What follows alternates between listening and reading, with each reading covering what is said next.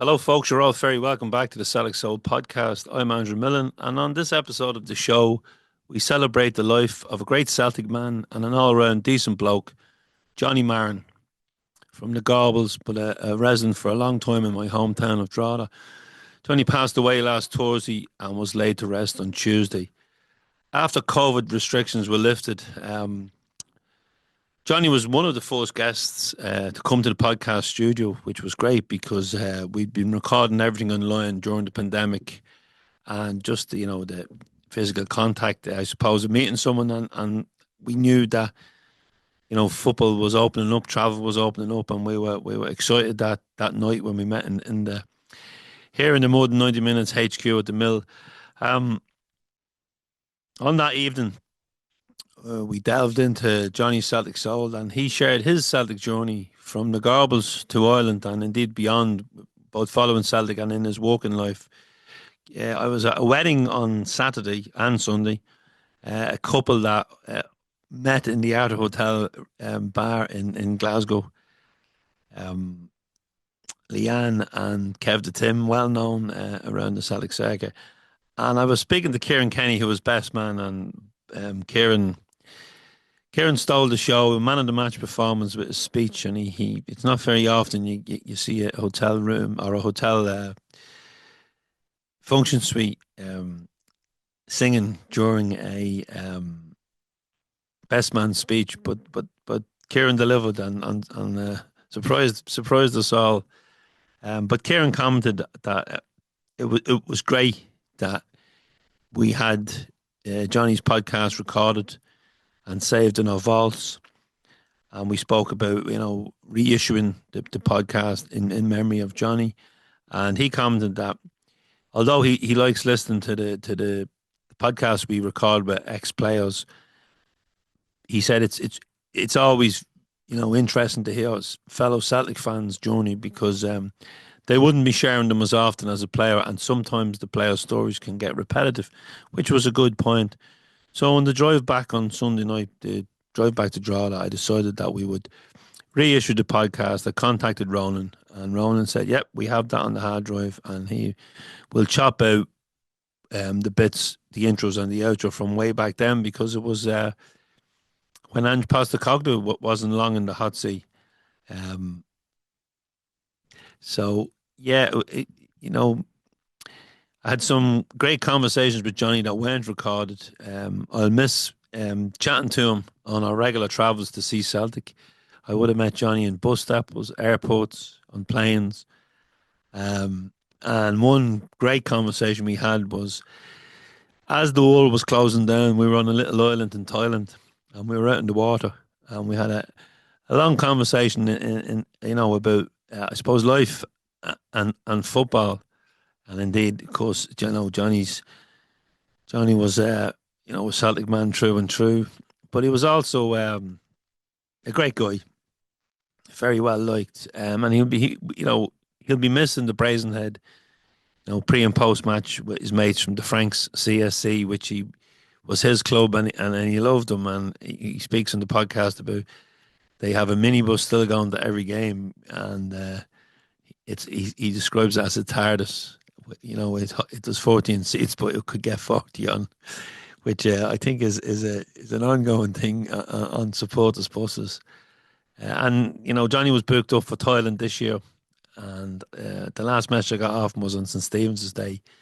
So yeah, Johnny, we're going to miss you in Thailand in March.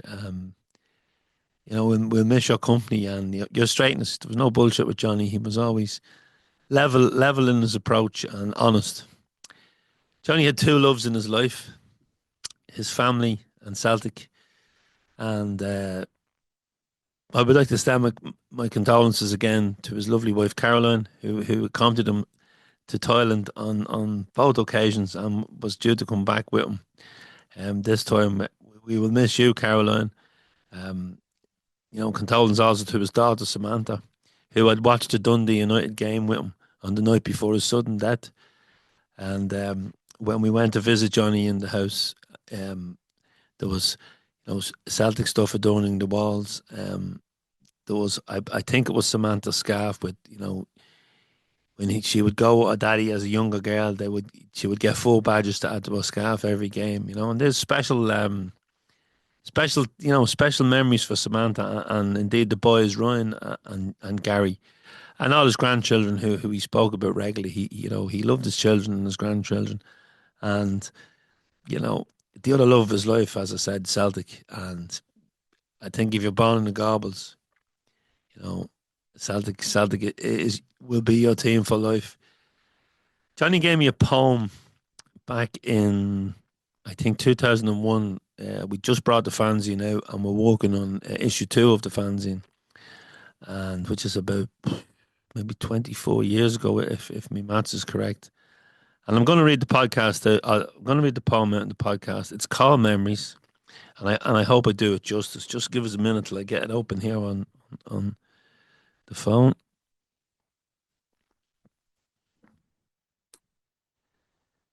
Memories by Johnny Marron. I could never have imagined all the emotion that lay ahead the first time I crossed the river and travelled to Parkhead. My heart was beating like a drum. I thought it would explode. The noise was getting louder as I walked up London Road. I think we played the Hibs that day, hoping we would win. But I had a bigger problem. How do I get in? The other kid, he put me wise. It's easier than you think. Some man will lift you over if you smuggle in his drink. I finally made it up the stairs. I thought I was in heaven. The feeling was incredible to this boy who had just turned 7. You spoiled me in the 60s. I seen some super games, Red Stab and Fika, and other famous names. The 70s were just as good. You set my heart aglow. The night we beat the Rangers to make it 9 in a row. Big Jock was boss back then. He was a clever tactician. But to this teenage boy supporting Celtic, he was a bloody magician. The 80s we had our ups and downs, and I admit I shed a tear when we done the double in our centenary year. I thought the world had ended that day. We lost to rate, but I knew it could only get better. We just had to keep the faith. That faith, it was rewarded in 1998 when Mordo and Wim Jansen ended the 10-year wait. Dalglisham Barnes betrayed us, the darkest days this club has seen. Humiliation in the world of football, left with broken dreams. But the good Lord, he heard my prayer. I know just how you feel. It's time to end the suffering. Let's go marching with O'Neill. We marched all over Rangers, took 3 trophies in our stride. But the most important thing that year, you gave us back our pride. Now I no longer live in Glasgow, but though we are apart, I have with you, I have you with me always, embedded in my heart. At 41 years later, the emotion is still the same as I walk up London Road on my way to see a game. So thank you, Glasgow Celtic, for all the joy that I have known. And always remember one thing, you'll never walk alone.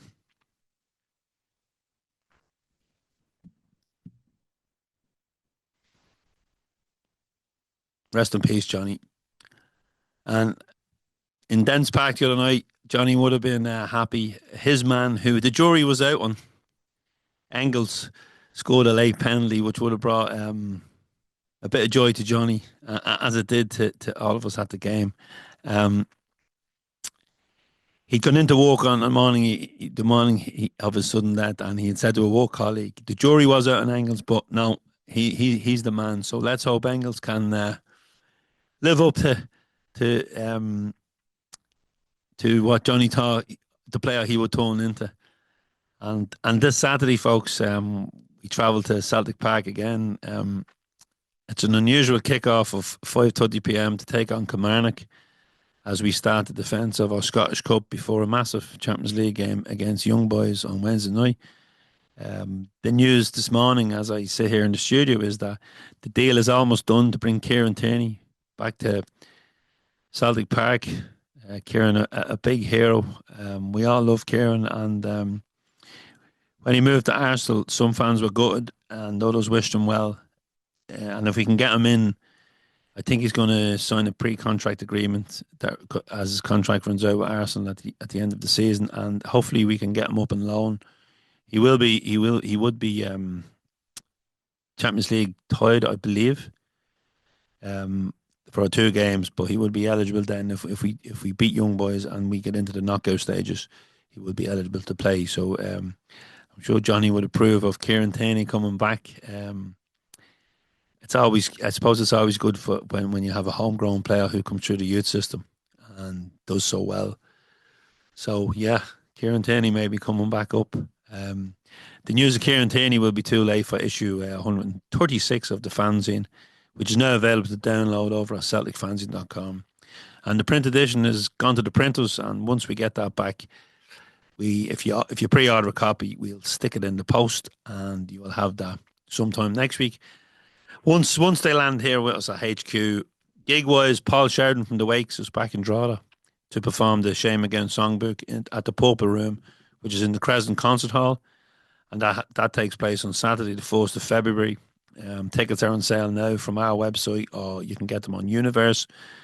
And tickets are also available on our website for all our upcoming festival events in Thailand. And on the website, you'll also find all our news and blogs, podcasts, video content. And if you are over on our YouTube channel, please like and subscribe. It's free, and you'll get alerts every time we post a new video. Thanks to all the sponsors who have signed up for this year for the fanzine and indeed the podcast. And if you're a business or Celtic Supporters Club and you'd like to sponsor the podcast or take out some advertising on the fanzine or on the website, drop us an email, again, info@celticfanzine.com, and you can find us on social media on Twitter, Instagram, Facebook, and X. Instagram, Facebook, LinkedIn, and X, or Twitter as it used to be known. And if you like what we do and you want to support us, you can do so by becoming a member, subscribing to the fanzine, buying a t-shirt or some merch, or donating for the price of a coffee, and you can do all that over on CelticFanzine.com. And now we'll rewind to my conversation with Johnny. I can still remember him coming into the studio, sitting across from me. R.I.P. pal, you'll never walk alone. Johnny Marron may live in Drogheda, but in his heart, it's always been in the Gorbals in Glasgow, where he was born and bred, and where his love affair with Celtic Football Club first began. Hello, Johnny. You're very welcome to the Celtic Soul podcast, and it's great to have you in the studio here at More Than 90 Minutes HQ as we come out of COVID, back to normality a little, which kicked off for both of us last week with a return to Glasgow, where we have a new manager in charge of Celtic. Well, thank you, Andrew, for inviting me in. It's a pleasure to be here. The season coming up, I am very, very optimistic. This is going to be something different from what we've been used to last season. You know, the man Ange speaks very, very well, and I think a lot of the SMS in Glasgow are going to be a wee bit shocked at his approach to them, because I don't think he's going to take any of the bull that other people have taken from him. Hopefully, the players that's been mentioned, and I know there's been so many of them, you know, if we get 2 or 3 of them, I mean, I hate criticising Celtic players, I never do, but there's positions that has to be filled in very quickly. The 2 fullbacks and the goalkeeper. You know, up front, I think Eddie's going to go. We know Eddie's going to go. It's a matter of when. So he's certainly got to fill that position, because the Swiss boy we've got, he just runs about like a headless chicken. The boy that's coming in from Japan, watching the montage on YouTube, he excites me. He seems to play on the shoulder of the last defender, but his pace is electric and he just goes away from him. So we get him in. I know it's going to take another 4 weeks to get him quarantined, bedded in, training with the boys, finding out the system we're going to play. I think everything's going to start looking good for us. Yeah, when I looked at the team sheet, Johnny, on Tuesday evening, I was lucky enough to have a ticket for the game. When I looked at the team sheet, I commented to Hilly, I says, I'm happy with from Sorrow up. We're very light at the back, and then the goalkeeper, obviously he had another howler. And you know yourself, you don't want to criticise Celtic players, but the time has come now where like there is players out there in that defence that give you 100%, and they did the other night. But maybe they just don't have the quality to take us to that next level, to give us a run in Europe or to win the league.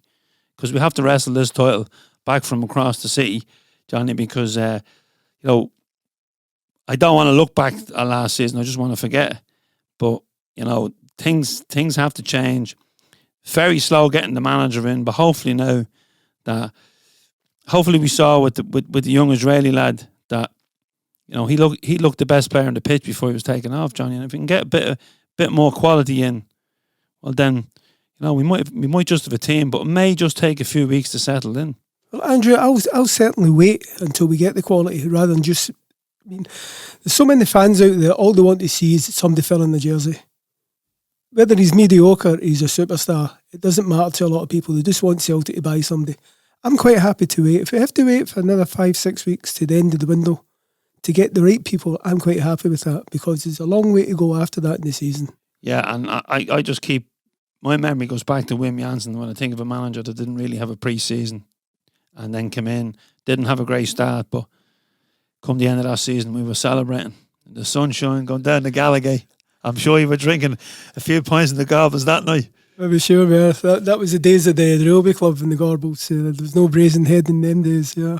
Yeah, the Rugby Club, I was in it a couple of times. It was normally a stop on the way to Hampden.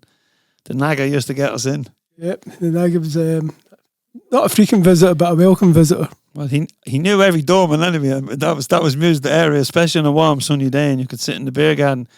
Yeah, but Johnny, look, it's a new season. I regularly bump into you at bus stations or in the airport, even though we now live in the same town. But I think I only met you once during the lockdown when I was out walking with the dog. And although we had contact through social media, we thought things could get better that day. They only got worse. We didn't think they'd get any worse, but the season dragged on. But it's great to hear that you're positive now about the new manager and hopefully the dawning of a new era with some new players coming in and then players going out. But as I said, Johnny, it just needs time and I think the fans need to be patient with this one. I fully agree with you 100%, but unfortunately, knowing the history of a large number of our fans, they have no patience. Everything has to be done tomorrow, irrespective to the outcome. It has to be done tomorrow, which I think that mindset is going to have to change. It will change because I do believe that Ange will bring the people in who he feels will do what the job is intended for them. Not just filling the jersey. Look at me, I wore the shirt. Hopefully it's not hopefully. Things are going to change this season. I know it is. Yeah. And do you think that I'm just shocked that he hasn't brought in his own assistant? Well, there's another story, isn't there? I mean, what happens up there is it's John Kennedy. Now, again, I'm not criticising John Kennedy, but is he there for life because of his family connections and because he a bad injury as a young player? I don't know. But we don't know. If you look at what Chris Ayers said during the season, during last week, about the one person that he's got to special mention was John Kennedy. We don't know what goes on behind the scenes. We see John Kennedy standing there in the dugout for the last 10 games of the season. Passive, no emotion, no cajoling, berating people to get their finger out. So that's the image that he gives over. But that's possibly and probably is the type of guy he is. But I know Brendan Rodgers tried to take him away to Leicester. So there must be something there that the guy's good at. As for Gavin Strachan, I don't know what his role is, apart from looking at his laptop. Yeah, that became the butt of a lot of jokes. But I suppose there's just, Johnny, when you've been watching football as long as, like I've been watching it for a long time, but you've been watching it for even longer. And when you do see new technology and stuff like that, the game is changing. So I'm not gonna hark back onto the laptop jokes and that. But I wouldn't have minded if they were part of the setup. I just would have liked them to see him bringing in someone that he trusted, because we saw it with Lennon. He's even come out and said now that the manager should bring in his own man. Martin O'Neill, Brendan Rodgers, these are men that wouldn't have come in without the backroom team. And I honestly think that maybe that was the stumbling block with how that the goalposts were moved. And he went, no, I'm not going in without my men. And, you know, in hindsight now, the Eddie Howe thing is just, it dragged on that long. You're kind of glad he didn't come. And there with the positivity around Ange. But again, it's all positive at the start. We were positive when the players came in last year. And none of them really carried out any type of positive role at the club. It was like the signings last year was, maybe I'm wrong, but I don't think we brought in one signing last year, either on loan or bar that was decent. No, I have to agree with you there. So but we were probably sitting here this time last year going, oh, that goalie looks like a good one, Greek international, and Duffy coming up, you know, bit of experience. But it didn't work out for them. But hopefully it'll work out with these. I've interviewed a Japanese journalist, and he said we've got the best manager in the J League, and now we've got the best player. So that's music to my ears. But I hope Dan over there in Tokyo covering the Olympics this week, I hope he's right. But Johnny, I'm gonna go now. I don't want to hack on about the whole current setup, because I want to go back to the Gorbals, Johnny, and I want you to take me back, because it's a place I know, but I only know it for 20 or 30 years, but you know it a little longer. You take us back to the Gorbals and early memories, and I suppose your first memories of Celtic. Well, the first game I ever seen was against Third Lanark at Cathkin Park. It was 1958. I remember my dad, it was about a mile to the park from the house, and my dad, after I left the pub at 2 o'clock, which the pubs closed at that time on the Saturday at 2 o'clock, we walked up to the game and you couldn't see 10 feet in front of you because of the fog. We got there, Celtic won 3-1. There was 2 Lisbon Lions actually played in the team, Big Billy and Bertie Auld. Bertie Auld actually scored 2 goals, if I remember correctly. Now, my dad used to go and see Third Lanark quite often because it was so close to the house.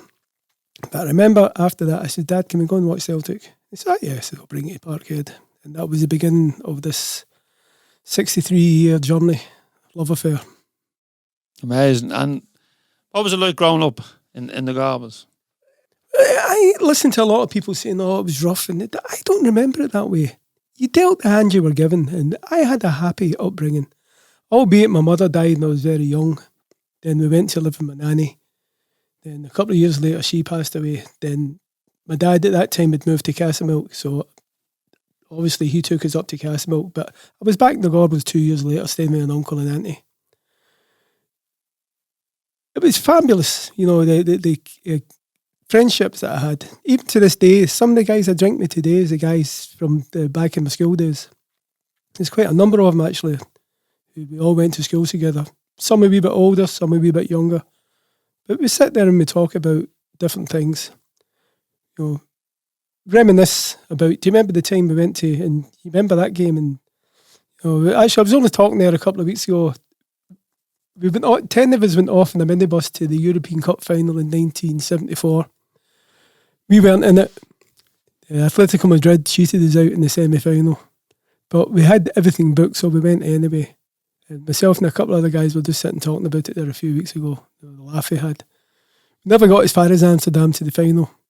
We got as far as Ostend, and the guy who was carrying all the petrol money lost it.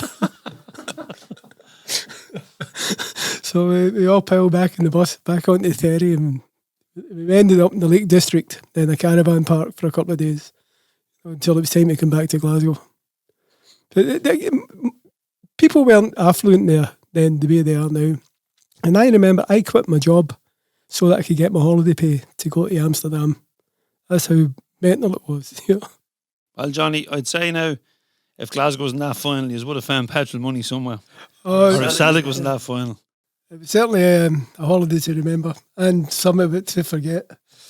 Then later on that year, we formed the Franks Celtic Supporters Club, which is still active in the Gorbals. I was a founding member. And there's one other founding member still travels with the bus, John Comiskey. All the other guys have either moved on or they've passed. You know. But we still run the bus out to Brazenhead. We call the bus, it's like a time machine. because it's a 14-seat minibus and it's often 40 in it going to park it. and explain the Franks, the name. It came from St Francis School, St Francis Chapel in the Gorbals, which is not the Franciscan brothers. You know, the building's still there, but they moved down to Dunscotus, which used to be St Luke's.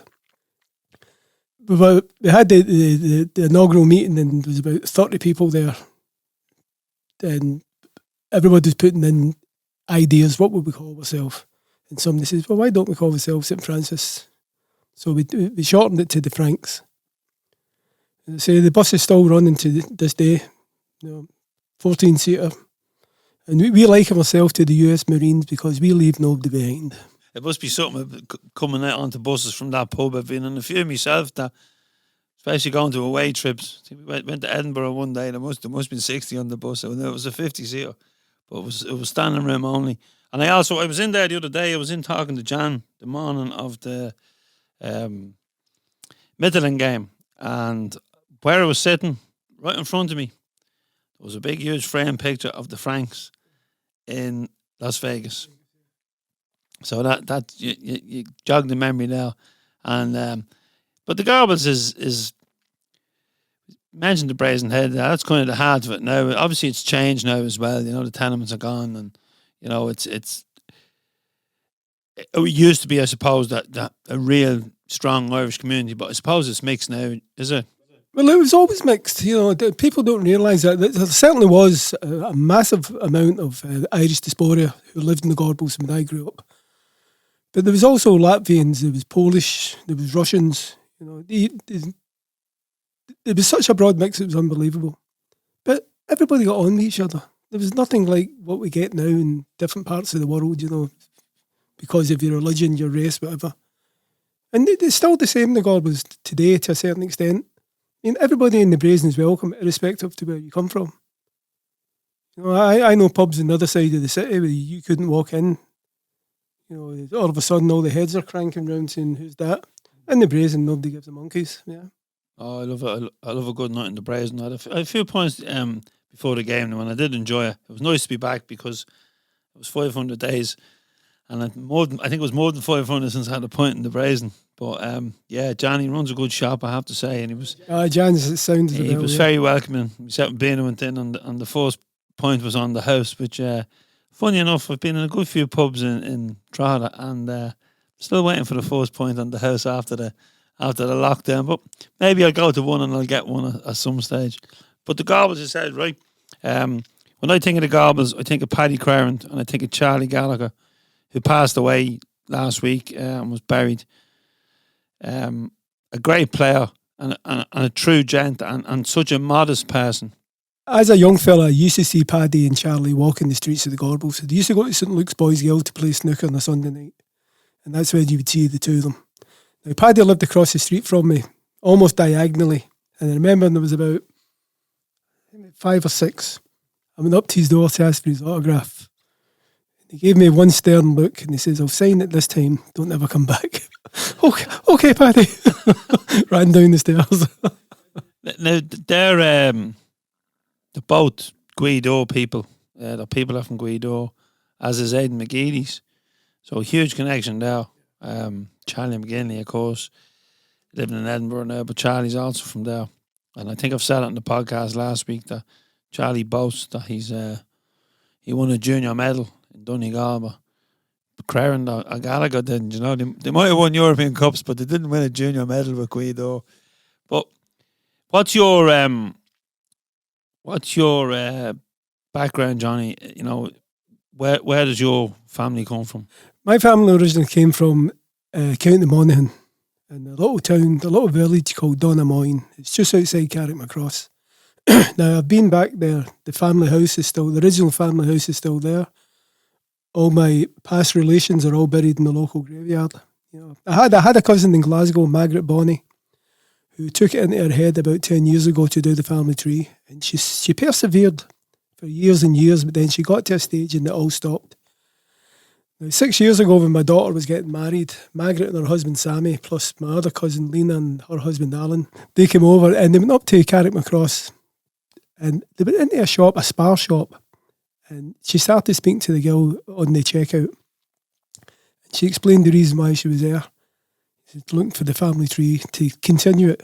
And she said, sure, you go down the street there and talk to Mary. She'll sort you out. So she went down and met this lady, gave her all the information what she had. And she says, I'll be back to you. About 3 hours later, the girl rang her. Says, I've got the rest of your family. So a couple of days after the wedding here, we went up to up to Milne, to have a look at everything, take photographs. It was unbelievable. And it was quite, it was a terrific fait accompli for Margaret, because she spent a fortune, and all the time she put in, and actually last year she sent me the whole family tree from both sides of my family. And it was quite interesting. I won't get into it, but it's quite interesting on my father's side.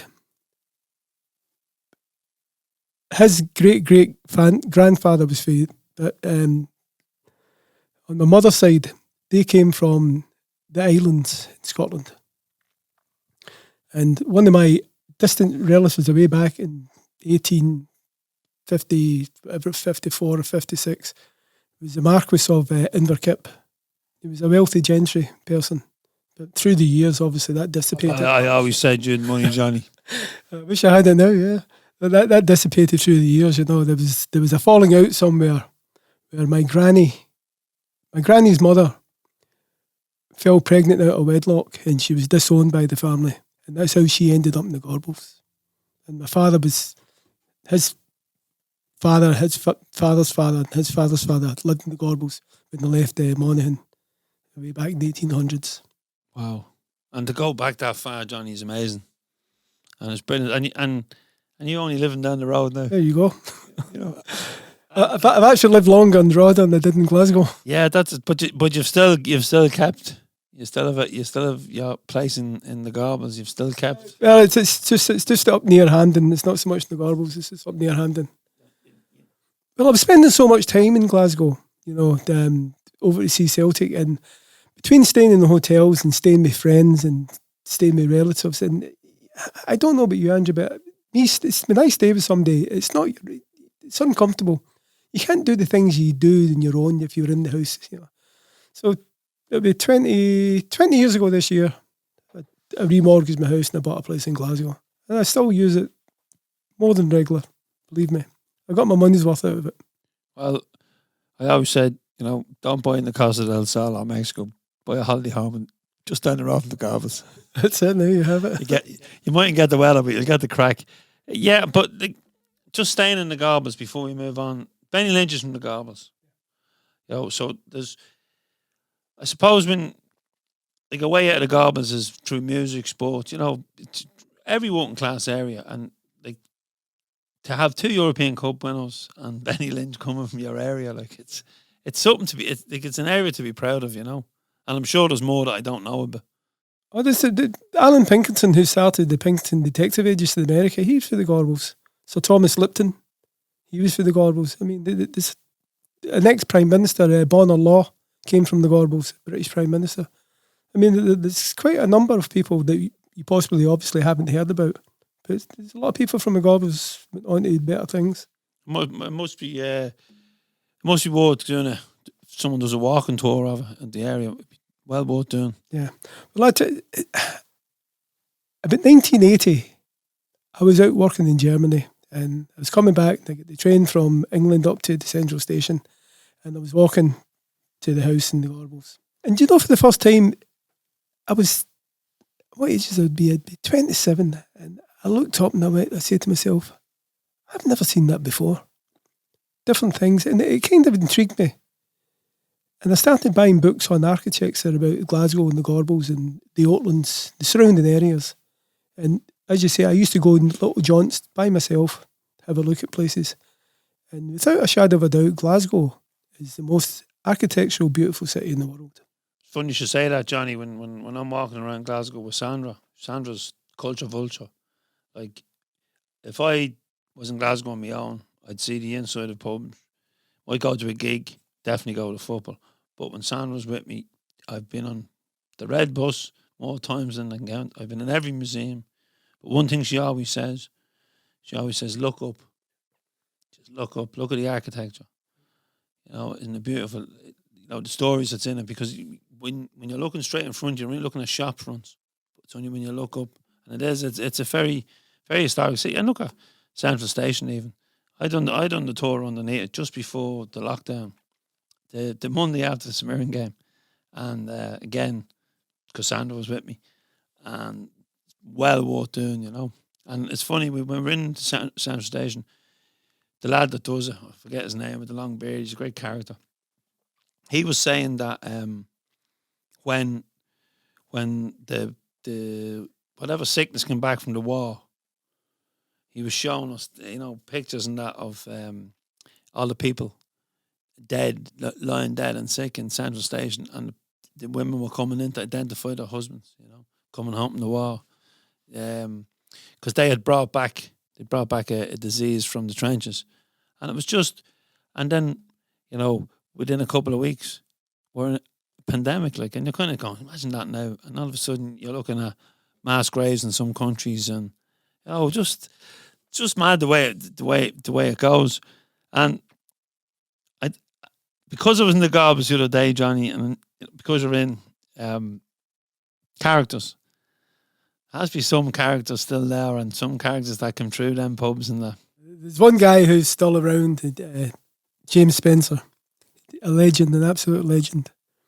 He's actually an uncle of Johnny Spencer, played with Rangers and Chelsea. Years ago, they used to allow the orange parades to go through the Gorbals, and it used to cause an awful lot of, obviously, unhappiness.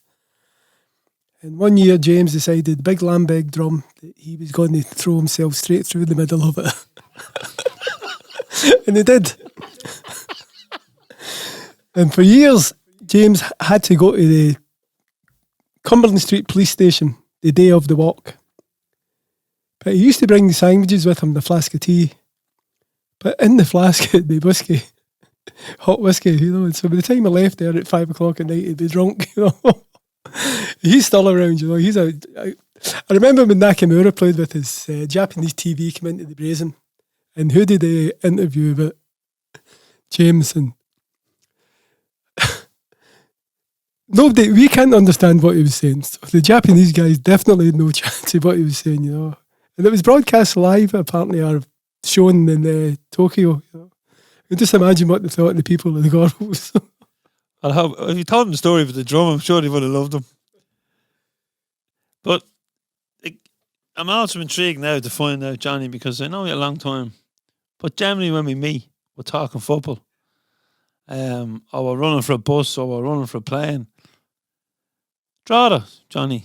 Now, I've heard loads of stories about Balbriggan and the connections, the likes of Freddie and, you know, the people that are from Balbriggan, but Drogheda doesn't have a connection with Glasgow. So how did you end up here? Was it love? Was it walk? Or was it both? Okay, like everybody else, he came to Balbriggan camping every year with the Boys Guild.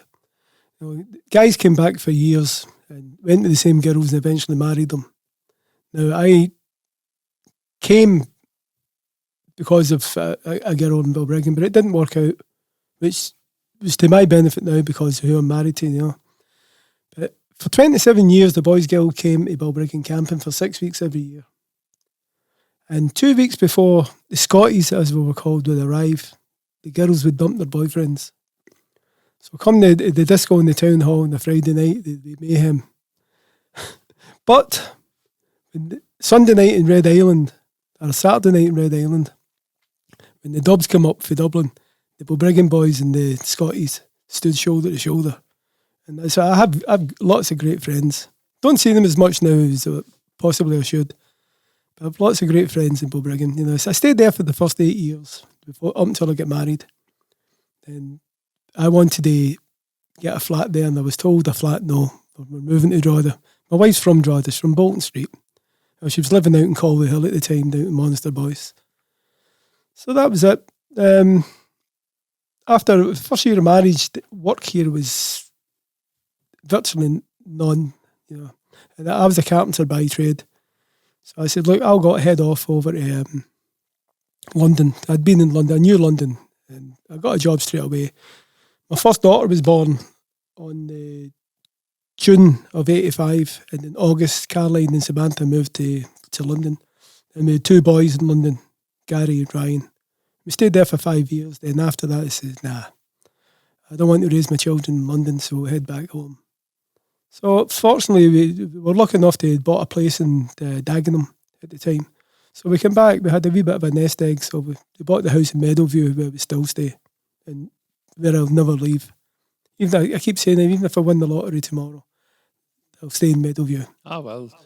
Like, money can't buy you comfort, Johnny, and like, you know, as Paul Heaton, when he was in the podcast, says, you know, money was never going to change me, and he's made it quite a bit. He said, fame might have changed me, but money was never going to change me. He says, what am I going to do? Live in a bigger house and build walls so I can hide behind them, and drive a bigger car so I can look down on people. You know, so yeah, I know exactly where I come from. I wouldn't leave my little house because if I won the lotto, because I just blow all the money and just go on one big party, Johnny. Because like I wouldn't leave the house, but I'd probably park the yacht on the Boyne. You sure it's not there already? No, that's a trawler. Yeah, and funny you should say that the Boys Guild. When we had Jim McCalliog on the podcast, Sean Wilson messaged me, and Sean's from Balbriggan, and Sean was quite a good footballer. He would have played League of Ireland and Leinster League, and he said he remembers playing against them when the Boys Guild would come over, and obviously Jim went on and, you know, made a decent career for himself. There's an awful lot of good football players come out of Gorbals who never made it. You know, then there was other guys who could have made it, but their lifestyle put an end to that. I think that's everywhere, but isn't it? Yeah, well, true enough, yeah. I mean, without naming names, I could... One guy who you would know very well, he used to be a Quality Street kid, and unfortunately he couldn't handle the money that he had, and at 17 he was drinking, and Big Jock found out about it and gave him a warning, and he was caught then trying to break into a pub in Govan Hill and said, that's you finished. And this guy, I mean, if you read like the George Connolly's book or Davy Hayes' book, they all talk about him. What a fabulous... Steen actually said when he was 16, this is the best prospect I've ever seen at 16. And he spunked it all away for what? For a few beers. Just, I see lads now that even lads that, you know, played pro football, played at the highest level, and they've fallen on hard times as well. So, you know, I suppose when you're at the peak or at the top, you know, the only way is down. You know, so it's probably, if you have the right mindset, you'll stay at the top. But I think the players now have like, I think if he was playing now, he would have got more chances. Oh yeah, yeah. Because I think we've one or two in the team that seem to get plenty of chances. Yeah, true enough. You know, but yeah, like you said, you walked away, Johnny, to build and trade. You walked in London, but I know you've been to Nigeria because you've Ghana and Indonesia, places you wouldn't really be on the map for going for a nixer. But there must be some great stories on them travels as well, trying to get to see games, because I know how much Celtic means to you. I was actually thinking today, actually, when I was driving home, when we first got married, and money was very tight. We were down in London.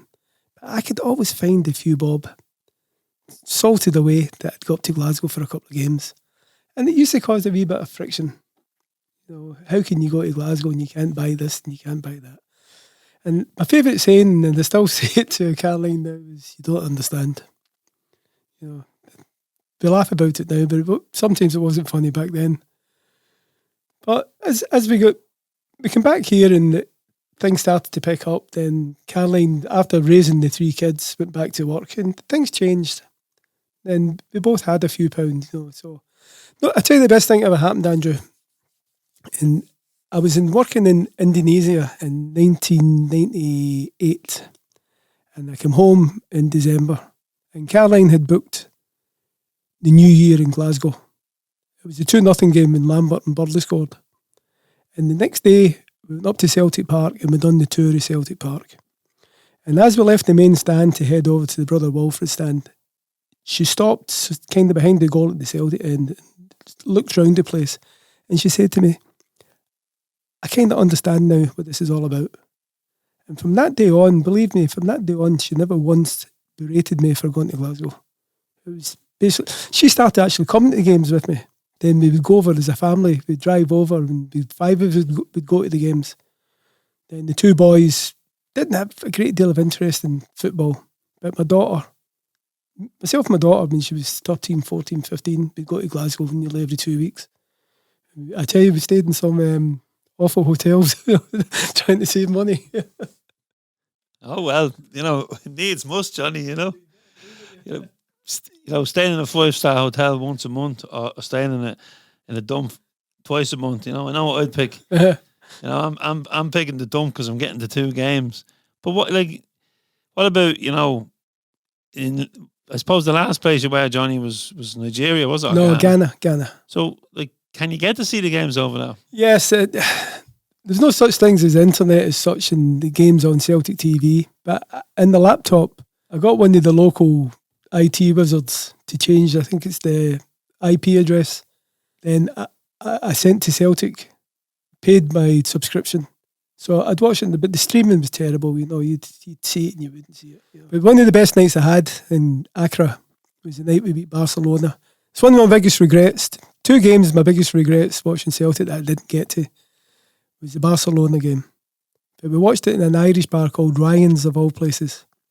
And that night Chelsea were playing, I think it was Shakhtar Donetsk, and Man City were playing, they were playing a German team.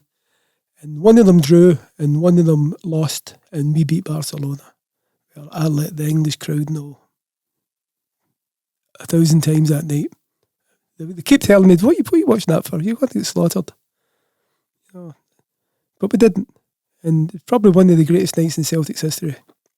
The other game, which to this day still vexes me that I missed, was we beat Liverpool at Anfield 2-0, Hartson and Thompson. I was all set to go. I had a ticket for the game, I had a flight at 12 o'clock, and about 10 o'clock that morning on the site in Clonsilla, we had an accident. So I was being brought a wee bit of corporate entertainment. I had to phone the guy up, so I can't go, so I need to stay here. And that night when I sat and watching the game, and I kept saying to myself, again, another game that I'd have loved to have been at. But I've been to thousands of games, though. It's always the one that, that got away because you don't remember all the ones you've been at because you're going, I should be there. Or I was lucky enough to be in Anfield. I got a ticket, just got word of a ticket the night before, and Mark Bourke managed to squeeze me onto a flight the next day to Manchester. And yeah, it was a great night. But I remember that day, and I remember Mark. And he was like an unsung hero. There must have been 20 lads on that flight without tickets, and he walked his ass off on a mobile phone all day, and no matter what part of the stadium they were in, because I think when we got on the plane, I was the only one with a ticket. I remember Jerry Gillen saying to me, he's going to have his work cut out getting us all a ticket, but you know how them boys walked. If they got contacts here and contacts there, but I think people don't see that as well. They just see they don't see the work that the people put in running clubs and that goes on behind the scenes, making sure that their members get tickets. And it's a thankless task for a lot of people. But he did it. I remember him in an Irish club. We went to this Irish club, and I remember him walking up and down, and the phone, he was inside, he was outside. But there's thousands of Mark folks around that will walk their ass off to get tickets. Yeah, we have one, John Comiskey, in the Brazen. Well, again, it was in the railway club then. I was over for a couple. I travelled to Glasgow to go with the lads out the Franks, and the night before, we're leaving the Sunday, and the night before it, all we had was one ticket between 12 of us, and he says, I'm keeping. I'd say, I'm taking the ticket. It's, no, I says, you have the ballot. It's, no, I says, I'm keeping the ticket. We got to Glasgow airport on the Sunday afternoon for the flight to Malaga, and the flight was delayed, and it was only then he took out an envelope and gave us all our tickets for Seville. If it wasn't so ugly, I'd kissed him. Oh, Seville, Johnny. Same thing with the tickets. I think at the time, we had 24 season books and we got a 50% allocation. So that was 12. And we had a rule then that was like, whoever travelled on the bus, Hilly had it was a pen and paper, and you got the tick for the trip. So he walked out many trips everyone had done. Told the lucky ones, told the unlucky ones, but some of the unlucky ones came and So we bunched together and got a couple of Porto fans, and maybe one or two might have got stolen from touts, but I don't know. I was walking the other way at that stage, but most of the lads got in, and one or two maybe had to watch it in the fan zone. But you know, so many great memories, Johnny, and like. But as you said there, you spoke about two you missed, but there's plenty you didn't miss. Oh, definitely, yeah, definitely. Too numerous, you know. I mean, I could sit here, it'd be midnight before I stopped talking about it. This one European game that always stands out was when we beat Juventus 4-3. To me, that was an ultimate. Lubo that night was superfluous. You know, there's no other word for that. That was Lubo's crowning game. And unfortunately, he couldn't last for the whole game. They took him off. But he ran Juventus ragged that night. And Big Sutton, a couple of goals that he scored, especially the volley. You know, unbelievable. And it was payback time because they'd robbed us in Turin. You know, and unfortunately, we won our 3 home games. We lost our 3 away games. We shouldn't have lost in Turin.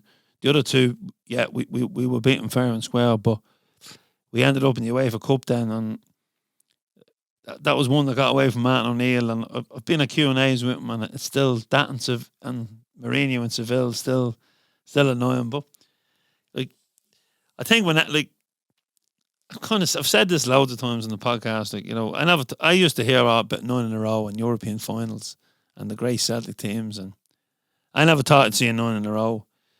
You know, I didn't even know what a quadruple treble was. You know, certainly know now. So nobody knew then. You know? Yeah. And but to get to a European final, there's something special, Johnny, about Europe, away days in Europe, and you know, just the whole build up to Seville and the madness in Glasgow, like, you know, sand outside pubs and deck chairs, and you know, the bullfighter when we went to Ibrox on the roundabout, and just the whole pantomime and cabaret of it, you know. And it would have been crowned if you know, like, we were all gutted that night. Henry Glasson, 2 goals in the final. So I suppose when he got his Champions League win with Barcelona, when he came off the bench and won the game for them, I suppose, you know, he got his rewards, but we never got rewards. And I always feel, Johnny, we were only maybe 3 players away from, you know, a team that could compete in Europe. And with the way football's gone now, Johnny, it just seems like a lifetime away. Yeah, definitely. Again, I'm not going to criticise. Well, I'm not going to name names, but I always felt there was 4 players that day who never played to their full potential, and that cost us heavily. Bobo been sent off, and I had a row with somebody who we both know one day in the Brazen. He didn't cost us a cup, Bobo. The goalkeeper cost us a cup. I remember when we left the gate, we rented a car. 4 of us, we rented a car in Torremolinos, and we drove up to Seville. Down to the stadium, parked the car up. Says, we'll get it tomorrow sometime. But when we left and we walked back into the town, into Seville, it was like a scene out of The Living Dead. There was just people walking about with their heads on their chest. Yeah. So we got there, and we got to a park bench basically, and I said to the other 3 guys, sit in that seat and don't move. And I walked all. It took about 45 minutes to walk away back down to the ground. Picked up the car, came back, got the boys in the car, and drove all the way back to Torremolinos. Got home about 6 o'clock in the morning. Yeah, we got a bus that night. I came out. I got a taxi up. We were staying in Benalmadena, and the crack was 90 down there. And we got a taxi up. I just couldn't do the bus. I think I'm probably too hungover, Johnny.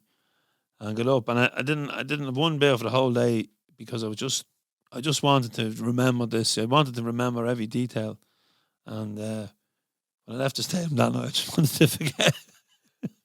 You know, it's just the way, you know, just the way it goes. But look, I suppose Celtic has brought us everywhere, Johnny, you know. And when you think of it, it's brought us to Las Vegas for a convention. Yeah. Now, when did you ever think that'd happen? And more recently, it brought us to Thailand. Thailand, yes. You know, and hopefully we'll be back in 2023. So, but there's another journey I want to ask you about. You followed Ireland to the World Cup. I went 94 to America. Yeah. Enjoy it? Immensely. First time ever in America. And since then, I haven't stopped coming back. I went with Martin Walsh and Peter McCann for Clotterhead, and Jimmy Bashford of somewhere up near Trim. There was 10 of us went.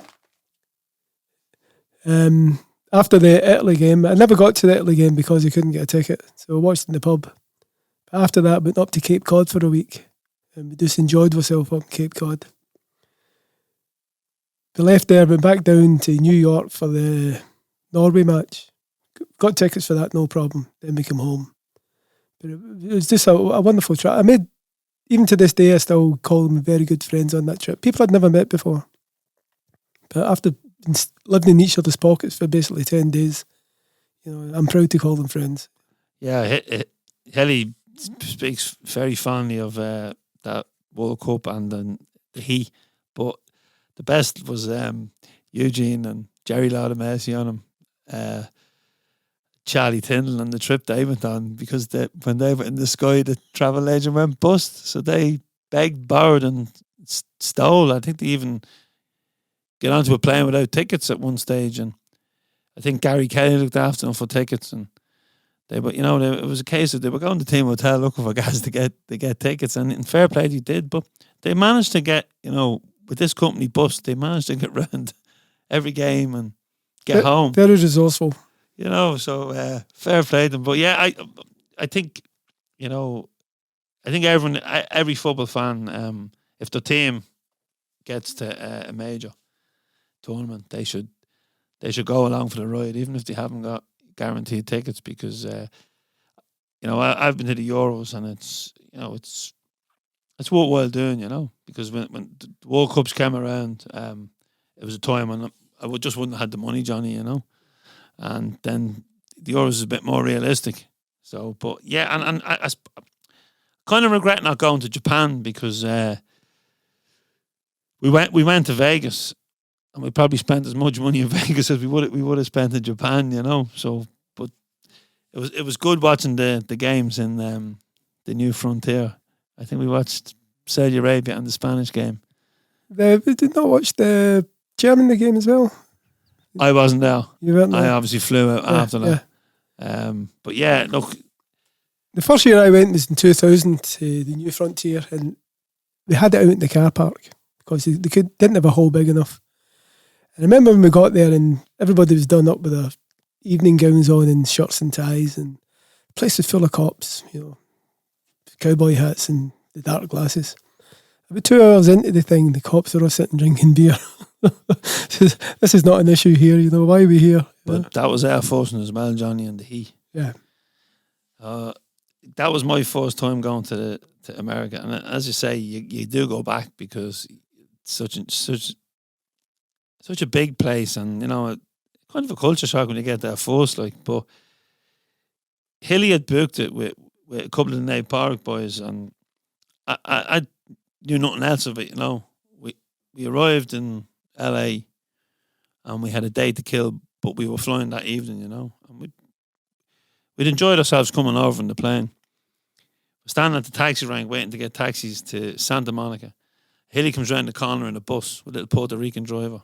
There always has to be a bus involving Celtic fans. And we all bailed on. And I always remember going down the freeway, about 7 lanes of traffic, and the tricolour hanging out the window, and the Reva music on. And I just looked at Suey Tootie, Suey, Tommy's older brother. I just looked at Suey and I said to Suey, I said, this is absolute mental. And he just, lads banging windows. But when we got to Santa Monica, Hilly had collected the money and paid the driver. And I said, what did you pay him for? He's not going to come back. He will. 4 hours later or 5 hours later, same spot, the Puerto Rican driver comes back. So there is good people out there, and then the rest of the week was just great. A blur, just a blur. Well, yeah, it was. Just put it this way, I was glad Sandra was with me, because after 3 or 4 days, I was just, because I'd never experienced a time zone either, Johnny, but it was just, look, it was amazing. But here, listen, talking about time zones, I have a time machine, and every time I have a guest in, Johnny, and I know you're a regular listener, or at least I hope you are, I always want them to take us back to a match or a moment, during your life. And I suppose because Celtic means so much to you, if you can take us back to a Celtic match or a Celtic memory? Whether you start with that one, yeah. Aberdeen Cup final in 2017. And I don't admit that I shed a tear. And it was just tears of pure happiness that we'd done the treble. I'd seen trebles before under Martin and under Jock. But there was just something so special about that. We went undefeated for the whole season. Now, I go to Hampden with the same person. She's a 75-year-old lady. And she lives in Eastbourne. She was born in Scotland to Scottish parents, but moved down there when she was 2 months. But she started following Celtic. And she comes up to Glasgow for all the big games. And we always get tickets together. Whatever way it's allocated, we always get tickets together. And we were there, and when Rogic scored the goal, I started crying. Just tears of pure happiness. And that was ultimate. And I remember saying to Ellen, the good Lord can take me now. That's the God's honest truth. But he didn't. So I'll probably see a few more.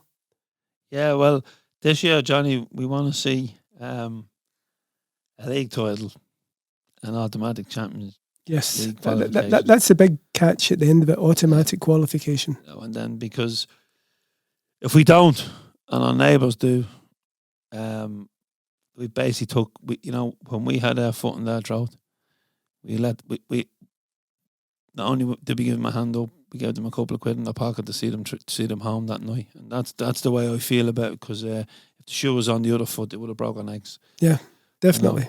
Yeah. So, Johnny, it's been a pleasure. Thanks very much for opening up your Celtic Soul to us. And I'm sure we'll bump into each other more in Glasgow than we will in Drogheda as the season goes on. Yeah. Next 2 home games, I'm over. I used to book up, when the fixtures come out, I used to book up every game to the split. But then a couple of years ago, when you get knocked out of the Champions League or you get into the UEFA, you had to buy another ticket to go home on the Monday. So now I'm just doing it, especially in the climate we're living in today. Yeah. I'm just doing it piecemeal. So I was over last weekend. I'm over for the first home and the second home game. Whether I get a ticket in the ballot, that's in the hands of the gods. But I'll be there anyway. If I don't see it at Celtic Park, I'll just watch it in the Brazen. Hopefully you'll get one, and sure, you wouldn't have heard of a spare one knocking about. You better believe it, Andrew, my friend. No, there was a couple the other night as well, so there was. As I said, Johnny, thank you so much for coming on to the show. Thank you for bringing me in. I really enjoyed myself. Thank you very much, folks, for listening to the podcast. I'm so glad that we were able to relive Johnny's Celtic journey and have it now recorded forever in the vaults for his family and indeed his grandchildren to listen to their grandfather and his journey following Celtic and indeed beyond. And if you want to listen to any more podcasts, we've got a vast library of them there. And if you go over to CelticFanzine.com, you'll find all the audio. And indeed, you can listen to the audio across any of the platforms, Spotify, Apple, Acast, wherever you find your podcasts, and all the videos, and indeed some of the audio is out on YouTube as well. And that's Celtic Fanzine TV. And again, if you're over on that, please give it a like and a subscribe. Leave us a message, and we thank everyone for the continued support.